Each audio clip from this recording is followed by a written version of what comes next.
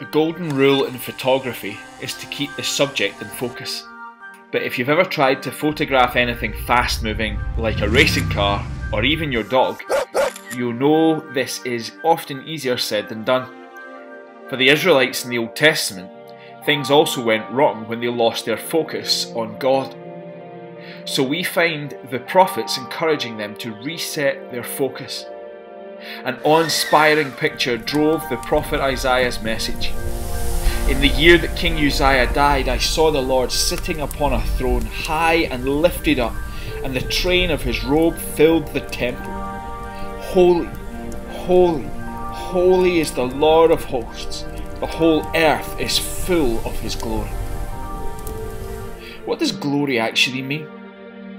Here the Hebrew word translated glory basically means heavy. It is God's weightiness in wonderful qualities, such as beauty, goodness and justice. But it also means that people see God's goodness. John Piper explains God's glory like this.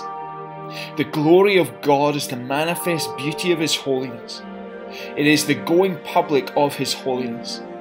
It is the way he puts his holiness on display for people to apprehend. So as people see what God is like, he is glorified. Isaiah's vision shows us that God's glory, the weight of who he is, going public to the whole earth, can be our focus. Unfortunately, God's people in Isaiah's day had lost their focus. They'd got comfortable being God's chosen people. They'd forgotten the Lord had chosen them to share his love with everyone on the earth, as Abraham and Moses had known. So Isaiah has a shocking message.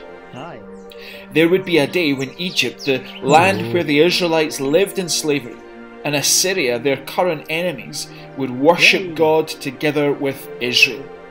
In Isaiah chapter 19 verses 24 and 25, God says, "In that day Israel will be the third with Egypt and Assyria, a blessing in the midst of the earth, whom the Lord of hosts has blessed, saying, Blessed be Egypt my people, and Assyria the work of my hands, and Israel my inheritance."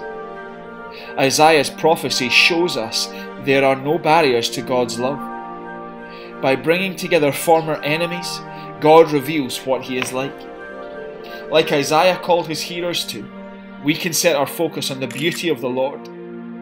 We can remember that being God's people is not an exclusive privilege, rather it is an awesome responsibility to show the Lord's glory to the whole earth.